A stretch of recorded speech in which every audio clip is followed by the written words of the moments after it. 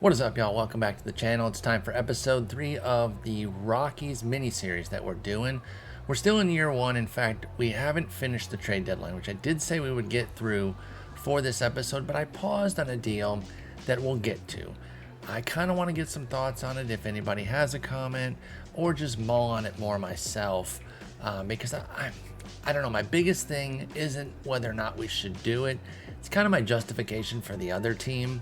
You know, I want to make trades that have like some amount of realism to them. I'd like to think about how a team might do it. Sometimes, hey, I'm taking a player and I'm giving something back that's useful, but the team might not necessarily do it. But when it comes to like a big cornerstone type deal, I think those should have some merit on both sides if you're going to do them. So we'll get to that in a moment. In fact, we've got a lot of moves to go through. We have made trades, including the Joe Rock trade. Talked about that last episode. That has come to completion. We've got the draft, which we're going to go over here in a moment. Getting some all-stars, and then we'll get into all the moves. So let's go ahead and talk about the draft. Now, if you've done a handful of franchises so far this year, you've realized that the early drafts with the real life players aren't usually very deep. And you know, I think a lot of people probably use the same type of scout, the highly favors tools. I know that's popular amongst the community, at least amongst the content creating community. And so probably seeing it through a lot of the same eyes. In fact, RJ Harrison, our scouting director here, is probably someone that a lot of y'all have. Like, there's a certain group that we choose from. There isn't as one that is ironclad as Rick Jameson is for trainers, but we gravitate towards certain guys. However, for this draft with the Rockies, for whatever reason, RJ Harrison thought this was an insanely deep draft. Now, when you're drafting prospects, we don't know how they're going to develop. In fact, you got to usually round down quite a bit. So just because you're getting guys later doesn't mean that they're going to pan out to that level, but just the amount of potential talent was way higher than I've seen in this draft at all this year, either in my own franchises or ones that I've watched played out on YouTube and Twitch. So let's get into it and let's see what happened here, because I was pretty surprised that it was this deep as far as, again, you know, guys that should be great, but maybe they'll pan out. Let's start with Aiden Miller, who we took at the 9th pick here. Now, just him being a 90, and I do have it on max ratings to show, so I do want it to go above the 2080 scale. But even that, for this draft, again, at 9, it's kind of surprising. But I was like, okay, you know, great. Obviously, we go off of what our guy has. And again, I'm not expecting him to come to the majors as a 90 or anywhere close to it. I'll take a 65. But obviously, when guys are prospects, you know, they get scouted very high of like what the dream could be. So I figured the bat was just really strong here, and obviously the position is challenged for sure over at third base. He has the arm to kind of hold it at least. That way, if he gets a 5 on range, error, double play, get those up to 50s with the arm, that can definitely work. But if not, then I'm not playing him there. I'm just not. Doesn't add any speed component. I just thought the bat was so rich that I was going to go ahead and take it and kind of see where the rest of the draft took us, because again, on paper, it did look like there was some depth to it. So we'll go with the big bat here. If Aiden Miller ends up becoming a bit of a trade piece down the road because the defense doesn't develop at all, I'm fine with that too. Then in the supplemental round, we took Ty Pete, 17-year-old on the cusp of turning 18 at pick 43. And this was more of a complete profile where the hitting isn't nearly as good as Aiden Miller's potentially, but he brings a defensive component that we're just not seeing out of Miller, plus a great profile, plus a potential two-way. In fact, he might be better as a pitcher. I don't know. The changeup has a long way to go, but he has 50, 40, 40 on these pitches already. I'm like, okay, this seems robust, but I'll take it at pick 43. So I don't know if we should start developing Ty Pete as more of a pitcher, keep him two-way. I don't know. I've never had much success developing two-way players, so we'll kind of see how it goes. He doesn't offer a ton defensively, but he's already somebody that I think is better than Miller with the 50 on the range and DP. Still 45 on air, which is the same as Miller. 60 arm, also the same. So Ty Pete, super interesting. Can't wait to see what he's able to do. In fact, he's playing two-way right now in rookie ball, and obviously nothing to go off of there as far as those samples, and it's not going all that well, but I'm not that worried about that. Then we hit the second round, and we got Riley Jackson, a catcher who can't really catch. This was, again, taking the bat and saying, if he ends up being a trade piece down the line, that's more what I'm looking for here. I'm really hoping to develop Riley Jackson a bit, unless his defense spikes, of course. But at a 45 catcher ability, this dude's never playing on our team, and he doesn't really offer another avenue for defense outside of maybe playing some first base, poorly, I would imagine, not even mediocrely is which I was about to say. But the power there, 70 potential at pick 54, with the other skills there that are all pretty much above average, except for the potential to avoid Ks at 45, but that's kind of covered with this power profile. This could be a monstrous first baseman if he is pushed off of catcher. And again, we flip him or we let him just rake like crazy in Coors. At the 77th pick in the third round, we took Daniel Cuvée, who again brings big time power. If I'm taking the 70 power last round, the fact that another one made it, I'm taking that again. And this is even worse profile than Miller's. We're kind of going down. Well, actually, no, we went Miller up to Pete, back down here to Cuvée as far as these potential third basemen. Again, he has an arm that kind of leads, but then 40, 45, 35 on the range, error double play. That's atrocious. No offense to speak of. This was a pure power pick. Fourth round, we got Jaron Purified. If you watch this YouTube channel, you know I've got some history with him, and it hasn't been particularly good. We took him as a 1-1 with the Marlins, and he was a stone cold flop. Total bummer. Didn't pan out much at all. I think he did touch the majors, so maybe not a stone cold flop. I think to be that aggressive about it, they probably don't touch the majors, but he just never really panned out at all.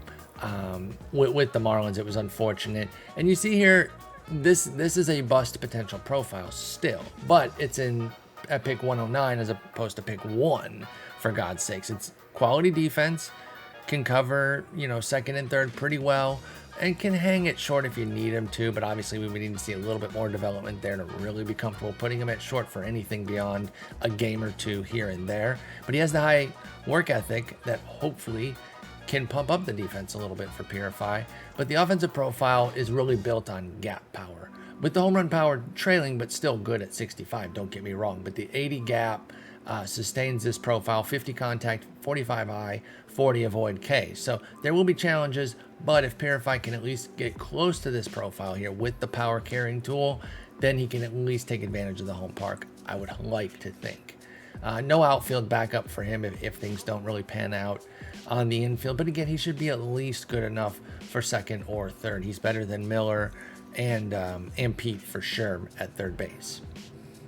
Then in the fifth round, we got Jack Mahoney, our first pitcher. He's got starting potential, but he's going to have to develop for sure. 50, 45, 50. It wasn't as deep pitching-wise as it was hitter-wise.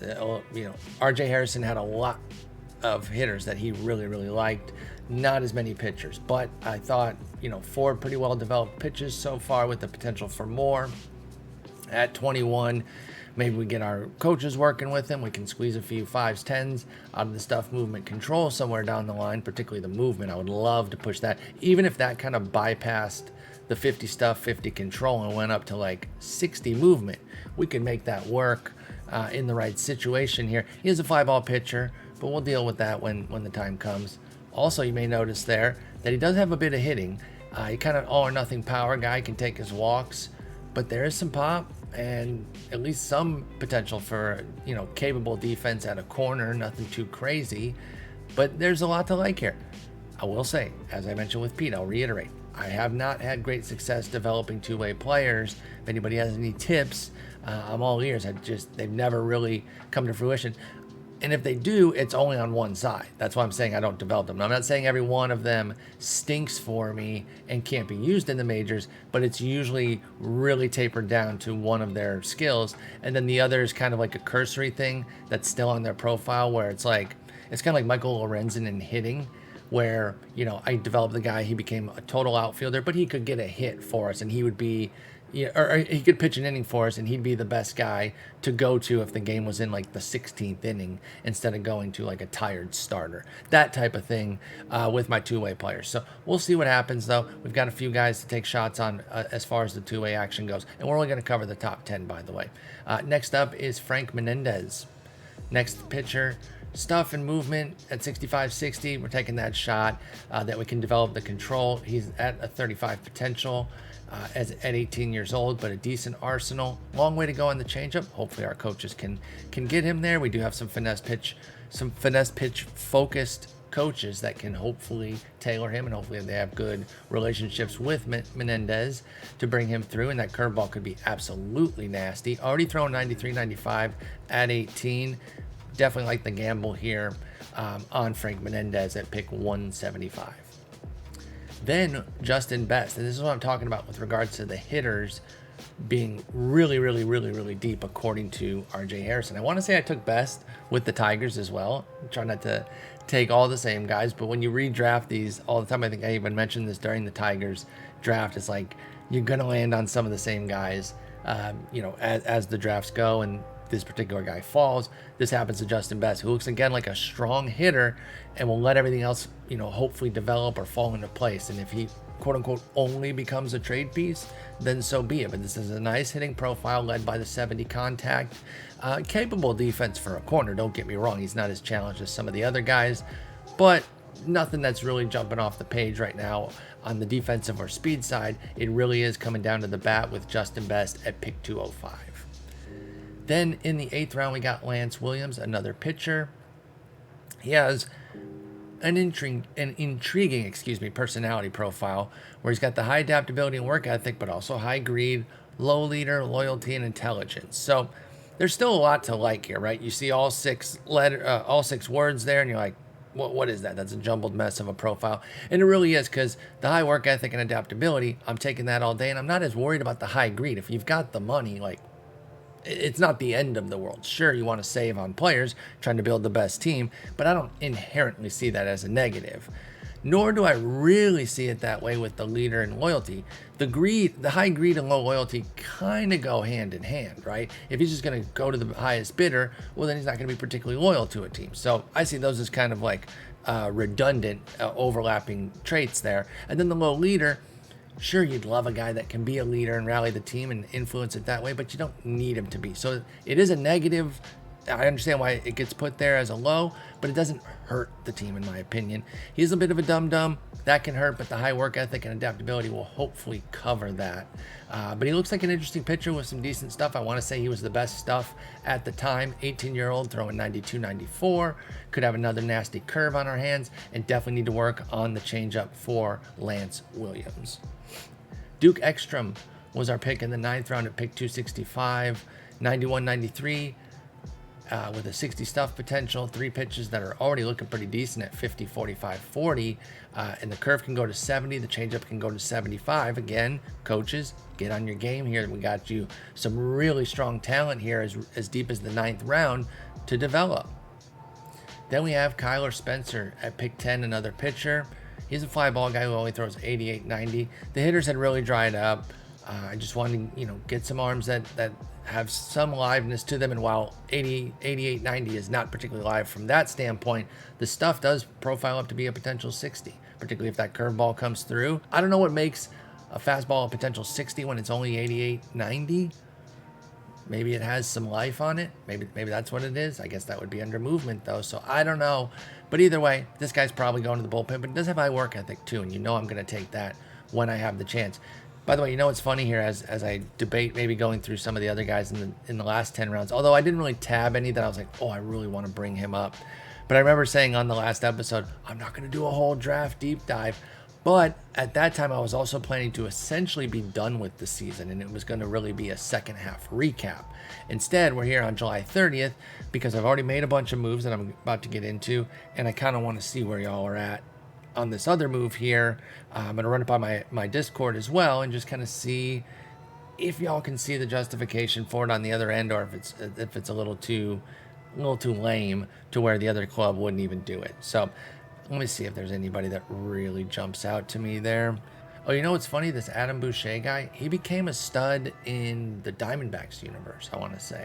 But he's already got a 60 and 55 fastball slider respectively. Throws 95, 97. Now he is 21, but like if he can get any control, we need our guys to really help him in the minor league coaching staffs, because this guy could turn out to be a badass reliever. And if the changeup comes through, it's game over. Now that's a high-end projection. I'll take fastball slider with a 45 control. That's 10 more points than he's projected to, and he's only at 25 right now, so it's 20 points from here. It's going to take some work, but it would make Boucher a nice reliever for us. So anyway, the draft went really well, at least as far as these potentials. I'm really excited about how it's going. We'll look at the whole prospect report in a moment here. I don't want to spoil too many of the players that we've acquired if I do that. So if I do that right now, I should say. I will say that Ezekiel Tovar and Ty Block, yes, Ty Block, were all-stars for us. Ty Block, good on you, bud. The preacher making the all-star game. Good for him. You know, hey, that's awesome. And by the way, his ERA hasn't ballooned since the all-star break or anything. His stats were essentially the same. When was the break? It would have been probably here. So he went into it with a 4.09 ERA. And I know ERA is not the end-all be-all, but the bottom line is, since coming back from the break, yes, he's given up 2 runs, but that has been in like 6 1/3 innings of work. So good on him. Maybe it's just because he's a high-volume reliever. And then Tovar, that's actually awesome, of course, because that means he's having a nice little breakout season, and he is at a 128 WRC plus, 3.4 WAR. That'd be good for the whole season, let alone the fact that we still got 2 months left in the year. He's up to the 40th prospect ranking. Of course, he's going to graduate. Right now, he can hold short, 65 range. That's kind of my bare minimum that I'll take from somebody. But even if he drops to 60, we pop him over to second. Tovar, 21 years old, about to be 22. Happy birthday in a couple of days. Looking great. Looking great. All right, let's get into some trades. So, first trade was done. We were able to move Jurickson Profar. Moved him out to the Brewers. Since joining them, things have not gone well. 54 WRC plus, only had a 98 with us, but I mean, that's a lot more palatable. He's dropped 201 points off of his OPS, 70-point dip in BABIP, probably causing a lot of that. From the Brewers, we also sent Victor Juarez in this deal, by the way. Low movement reliever, or starter. But he might as well be a reliever. It doesn't matter because 30 movement with 35 potential, no shot. We got Robert Moore. Not anything crazy. They actually offered this to us. It's a, decent enough middle infielder who's got a great error rating and a decent turn double play rating to cover the fact that he only has 55 range and 55 arm. Definitely better as a second baseman, but if we can keep him at short for a while, maybe he can develop a little bit. That'd be great. He's a leader, has high work ethic. The bat isn't much to speak of, so to really be an asset, he needs to develop that defense a bit more, and he can play the outfield a bit, at least on the corners. Maybe can turn him into a nice super util, can run a little bit, at least base running instincts and steal success. He can sacrifice bunt, but we don't want any of that bullshit. Team never bunt. So I liked that pickup for Profar there. Then we traded Mike Moustakas, traded him out to the Rays, and oh my God, I saw the 367 WRC plus and I was going to lose my mind. It's 1 plate appearance, but I would not be the least bit surprised if he randomly popped off for the Rays. It would be the most Rays thing to pick up 34-year-old Moustakas, and he just goes crazy. By the way, I just saw his birthday. That is tough. So from the Rays, we got Vidal Brujan. Basically, we got him to give us a guy that they're probably pretty out on, thinking that he's really going to become anything. Yes, he's younger, and it's not like Moustakas was doing nothing. So you can see a world where, like, you know what? He's hitting a little bit for them, although not much pop. They probably have some sort of tweak. I mean, not necessarily in the game. I'm talking about real life. They'd be like, okay, we can change him here. He's only going to play against righties. Boom, he's going to hit 18 homers down the stretch or some bullshit like that. So we got Brujan. You know, I thought this one definitely is right in line with what we want to do. We're definitely going to take Brujan 1,000 out of 1,000 times there. I don't even think Moustakas was making much money at all. Doesn't matter. Yeah, he's making league mint. So it's not like we had to dump this big deal, but he's 34, and we got a 25-year-old tooled up player. Why the hell not? You know, he can bounce around the infield and outfield. He's a super utility. He's what I'm talking about with that guy, Robert Moore. Basically, exactly that. And so far, he's hit the ground running in 54 plate appearances. He does have a 116 WRC plus for Brujan. Not much pop. Definitely riding a crazy 472 BABIP, but we'll take it right now. He does have a bruised shoulder that is bothering him a bit, though. Couple moves within the team. We brought up Jamison Hanna and Tony Santillan. Santillan was a waiver claim, excuse me. Let me show you Jamison Hanna. He's currently playing a bit for us right now because Pedro Leon is hurt. Now he can hold center with the 65 range, 60 error, 45 arm is obviously pretty light, but give me that range in Coors for sure. And not much of a hitter. 30 power really dampens much of what he can do, but he can hit the gaps.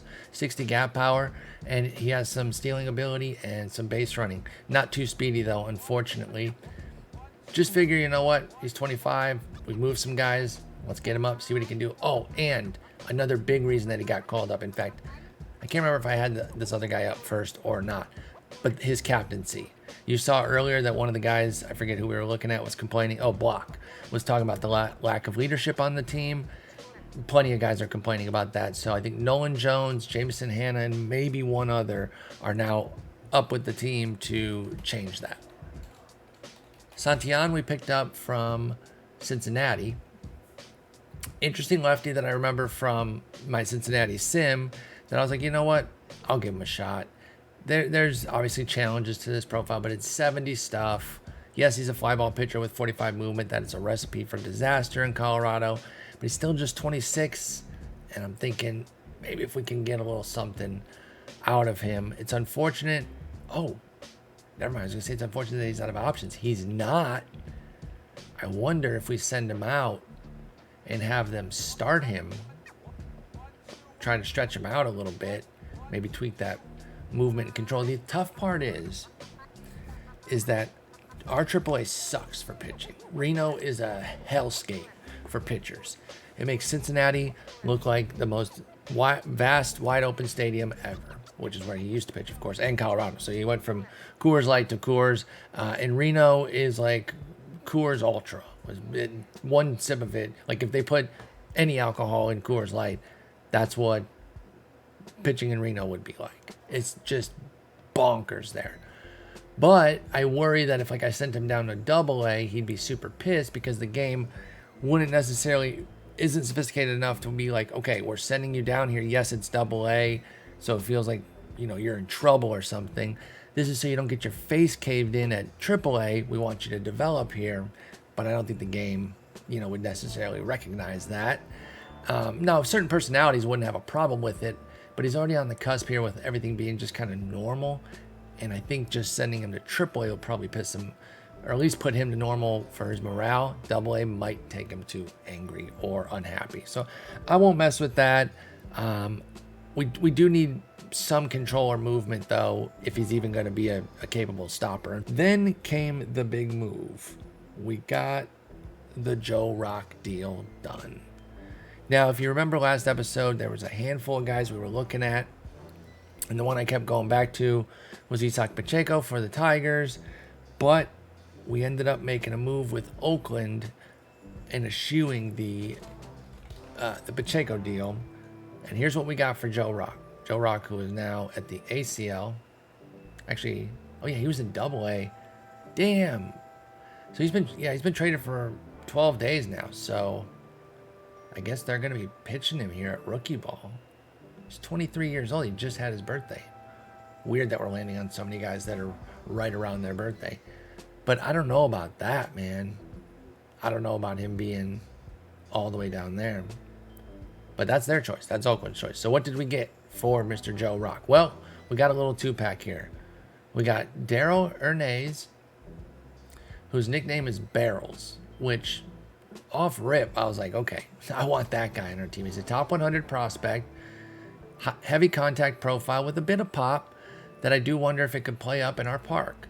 He does have a potentially huge development in eye, which of course will really bring the profile together. He's at 35 right now with 55 potential. I think he really needs to get most of the way there if he's really going to hit a bunch.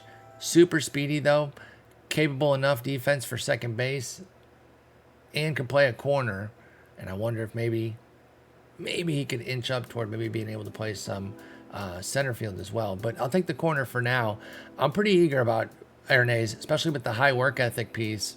I think that this could become something pretty nice here. So not only were we able to get Ernaiz, but also getting Capel, I don't want to say thrown in because I feel like he's a big part of the deal, but they loved Rock that much that we got Capel as well. Now, I don't want to overstate him. First off, he's a leader. That's who I was thinking of as the third guy. So Nolan Jones, Jameson Hanna as captains, and then Capel with the leader attribute. Hopefully that'll at least calm down the clubhouse a little bit as far as the leadership cries. But I mean, this is a guy who can play all 3 outfield positions and does everything kind of well, right? Like nothing is outstanding for him, but everything's pretty good. And it ranges as low as like, home run power 45, but everything else is 50 plus on the page here. So with leadership, work ethic, and intelligence, he's 26 right now. I'm not expecting him to develop into a star, but could he become like a 60 everyday type of player? Yeah, I think so for sure. So I like Capel. I think he's a fun pickup to get pretty consistently when you can at 26. I want higher range to handle center in Coors for sure, but in a pinch, Capel can jump in there, get a few games. He's best at a corner, of course, and I do wonder if maybe things get rolling, and he's off to a good start so far. It's 41 plate appearances, but if things get rolling offensively, can we start to extract some 55s, maybe even a 60 somewhere on the batting profile? So I was really happy with this trade. We got the Joe Rock situation done. It was really tough though, man. I just kept looking at so many different offers, kept going back to Pacheco, and in the end, I thought this was the best deal here, getting an infielder, outfielder, both guys with high work ethic, real upside, one of them being a top 100 prospect. So we did end up being able to finish scouting Pacheco though, because he's on our team, in our organization. I still was able to do an Isak Pacheco deal with the Tigers, and that's why I pulled that deal for Joe Rock with Oakland, knowing that I was still able to get Pacheco. I think when we saw him last time, he was a 90 potential. We knew that wasn't going to hold. I want to say it was low accuracy. It was at least average, or it was at most average, as low as low. And we knew that was going to smooth out. I think I even said he could go down to 65, and there might still be plenty fine because I didn't think a bunch of his ratings would go down to poor levels, right? This is still a quality hitter who can hold third for you. Leader in loyalty, low greed, will take it. Can run a little bit. Again, sacrifice bunt, that doesn't even count. Doesn't matter. He can play a little corner outfield too. So I like Pacheco. Definitely excited to get him brought in. What did we have to give for the gentleman who is actually raking in high A? Maybe we need to move him up, by the way. We had to give Hunter Goodman and Ryan Feltner. Goodman is the prize of this deal, a 60 power catcher. Potential. In fact, they've already moved him off of catcher, though. When we traded him, it was as catcher, but he was 40 ability. That's why it was easy for me to trade him. Plus the plate skills, 40-40. I don't mess with that. In Coors, he can probably slug his way to quality and outrun the I and avoid K. But with no real defensive ability, yeah, he's in a corner right now, but he's a 50 left fielder, a 45 right fielder. Wasn't really doing it for me, but Tigers valued him. They thought he was good enough with Ryan Feltner to get the job done, and so who am I to say? He's 23, so I don't think this is, a fleece. You're talking about a 60 potential here. I just don't like the makeup of this 60, right? Not all potentials are created equally. You can look at two different 60s and have vastly different thoughts about them, even though the number that it spits out is still 60. We also had to include Ryan Feltner, who I like a little bit in real life. I do think he's kind of interesting. I wish he pitched anywhere but Colorado, of course. Throws 94, 96, bunch of 40s, or excuse me, bunch of 50s and 55s, a couple of 45s smattered in there. Basically lives in that 45 to 55 range across his profile. Does have leadership and work ethic as well. Could be interesting for the Tigers too, moving out of Coors into Comerica. I could definitely see some positivity there. Already rocking a 19% strikeout minus walk in his 4 innings of work. Now it's with a impossibly high ERA, and it's 4 innings no matter what. But I wouldn't be surprised if he held something much closer to this 19% strikeout minus walk rate, is all I'm saying. I don't think it'll necessarily be at that level, but if he's like a 15% strikeout minus walk, and maybe even gets moved back into starting, I could see that. So this one was easy to justify. I could see the Tigers thinking that this is the right move for them, for Pacheco. They like Goodman's power a lot. They think Feltner could be a starter for them. So I had no problems with that one. So those 2 deals were obviously huge. A lot of things changing there. Did make one more deal right before I started filming. We were able to trade Pierce Johnson. Everyone was coming in hot for Pierce Johnson. The only thing was we had to keep the salary every time, which was kind of a bummer, but I wanted to get something. He's $5 million. Nobody was offering anything straight up of value without keeping the $5 million. So ended up eating the $5 million, dealt him out to Seattle along with a guy named Jared Candy, who's low work ethic and 30-35 movement. Easy inclusion there for Jose Guzman. They offered this to us. Like I said, everyone was coming in hot for Pierce Johnson, and this was the move that we landed on. Jose Guzman, he's whatever. I mean, right? Like, I'm not going to sit here and try to make some crazy sell. Right now, he's kind of organizational filler probably, but he's 22 years old. It's something for Pierce Johnson when he was just going to run out the string here.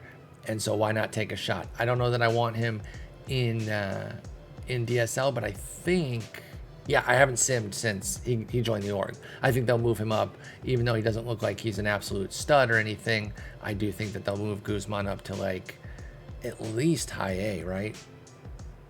He can hold high A, at the very least A ball. So we got that deal done.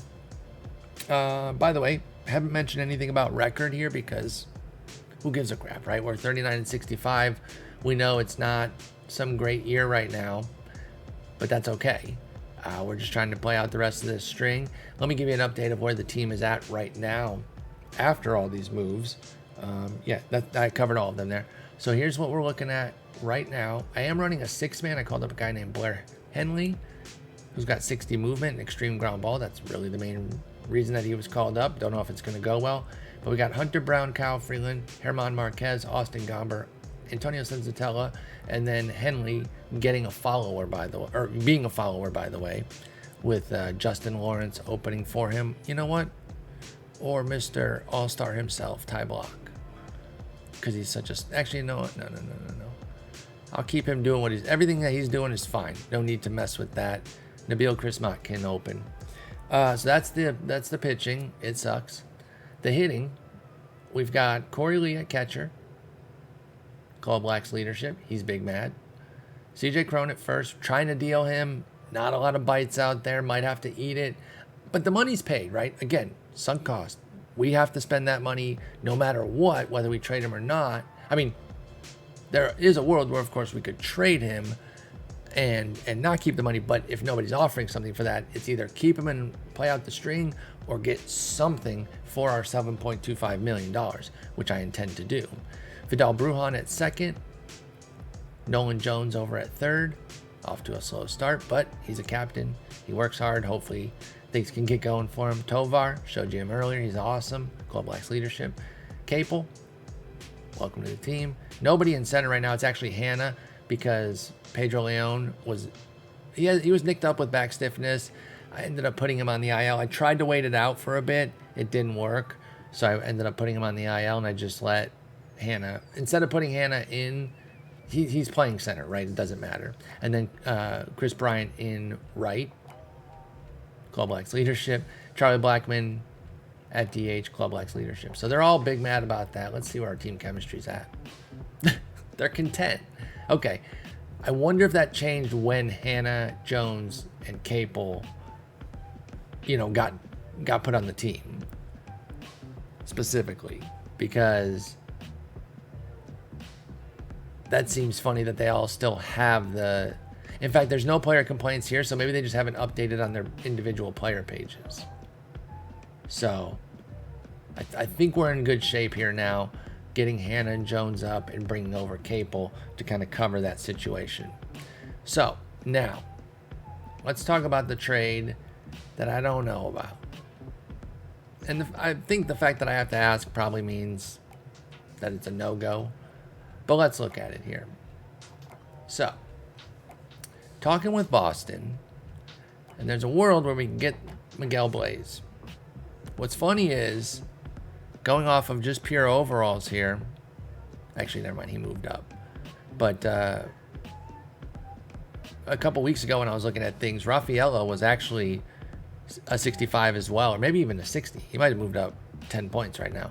But Blaze was the top guy, and we could get Blaze in this deal, but we couldn't get Raffaello, who I really want because his defense is unbelievable. God, I want this player so badly. But anyway, we can get Miguel Blaze, Tanner Houck, and Cutter Crawford, who, by the way, is out for 10 months. So keep that in mind, okay? We're taking on a distressed asset.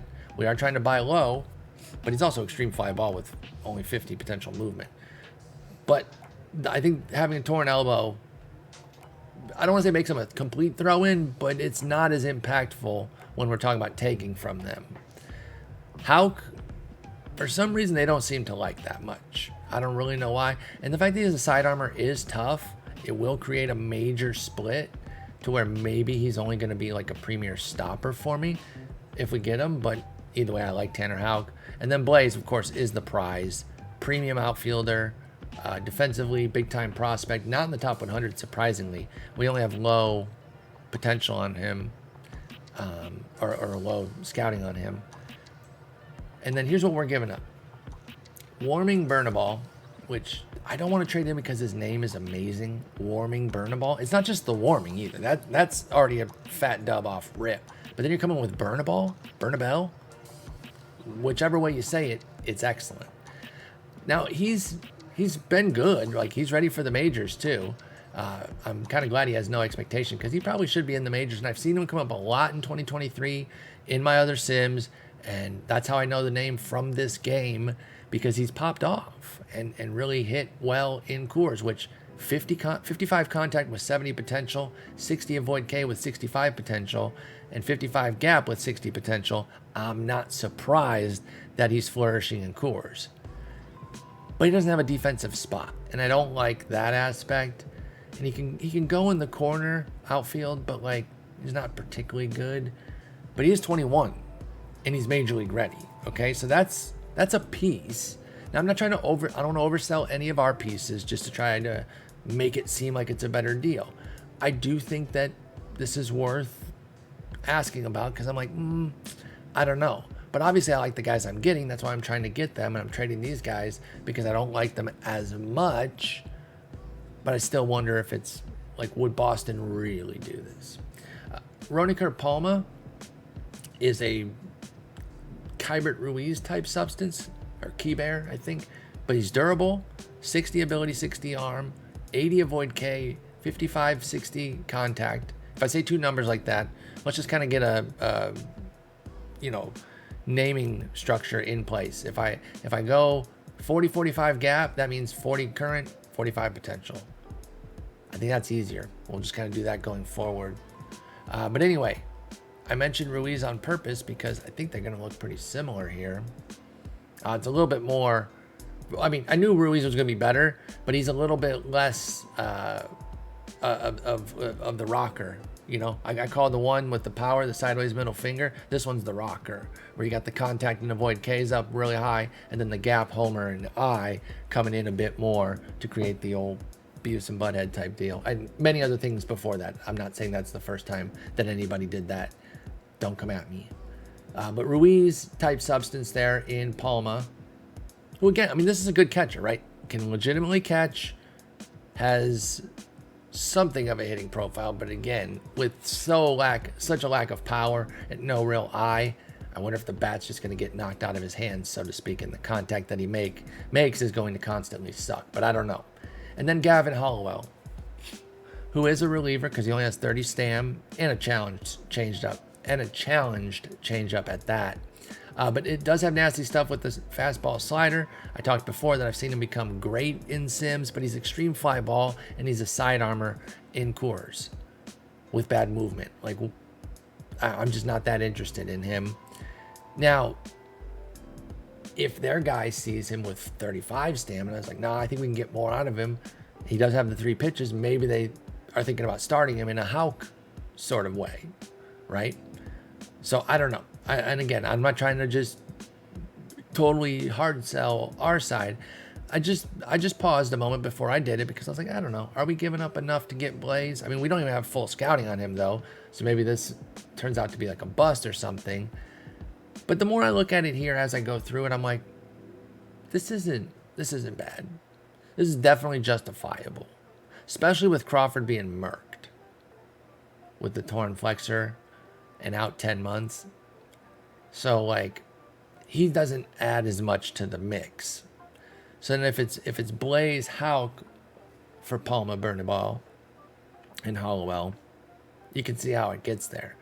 And then you could say, okay, they're trading Blaze because they got Rafaela coming up as well. They're both kind of on the same track. Well, actually, no, Rafaela is close. In fact, he's in the majors right now, and Blaze still has probably 2 years. So no, they're not on the same track. They could be in the same outfield. I'm not saying that that's the number one justification to trade him at all. They also have Duran, but I don't really see him as a super long-term guy. He has the defense to hold center. They got outfielders though, right? They got some outfielders, so you could trade some depth there. So I don't know. I'm hemming and hawing on it a bit. I'm gonna run it by the Discord. Would love comments from y'all. There was also one other trade. I don't know if it's still up or not. Oh no, it isn't. So this one I just didn't feel great about. For whatever reason, I don't think they're valuing Yohan Duran very well, because he was gettable with Royce Lewis. Maybe he still is. Which, by the way, if you only watch me on YouTube and you don't follow my Twitch channel, twitch.tv/Spore, you might not know the meme of basically me and Royce Lewis and my obsession with him. I get him in a lot of Sims. So even if y'all love this deal, I don't think I'm going to do it because I can't get him in every dang Sim. Plus, we have to give up a really big piece here. But I was really surprised that we could get a 2-for-1 here with, where is he? With Andrew Abbott. Duran with 35 stam, 45 control. I mean, that's not great, but it's right there, capable of starting. And the stuff would come down, but this would work. I mean, this would work in a lot of parks. It might not work in this park, but he's also 25, durable. We can keep him as a super stopper until we get either 5 stam or 5 control. And then Lewis, of course, is a true shortstop, but also a true center fielder. For our purposes in Coors, not a true center fielder. He's a challenged center fielder, but a great corner, but a true shortstop for sure. He's a 55 there. And by true, I mean I could throw him in there for an everyday starter. Doesn't mean he's the best. He wouldn't start there over Tovar right now. He'd go to second base. But if we had to put Royce Lewis as an everyday shortstop, we are not freaking out over that. But Abbott is so good, man. And I really like him. It's a new player that, kind of got good this year a bit. In real life has popped up. He's an 11th rated prospect. I don't really want to deal him, but I was just surprised when I saw this. And Bill Schmidt doesn't even like it. Thad Levine's like, I'm all for it. And I'm sitting here thinking like, this is a really good deal for us. I could see myself doing this in a lot of worlds, but in this one, I am passing because I need to chill out with the Royce Lewis pickups. It's been a little bit much. Can we get Brooks Lee in there instead of Royce Lewis? There was, of course we can. There was a trade with the Reds where I got Lewis and Lee. And I have Lewis with the Diamondbacks. So yeah, this would be three franchises in a row. So I'm definitely not going to get them. But do you think they're undervaluing Duran? I kind of think they are. Anyway, I think that's going to wrap us up here. We're going to pause a little bit on the deadline here. Get some feedback on this trade. Maybe pull it off, maybe not. Either way, the 2023 season will be in the books after this. I will proceed with the trade before I start recording, after some feedback in the comments Discord, and then go from there. We will end the season. We'll do playoffs. Obviously, we will not be in them.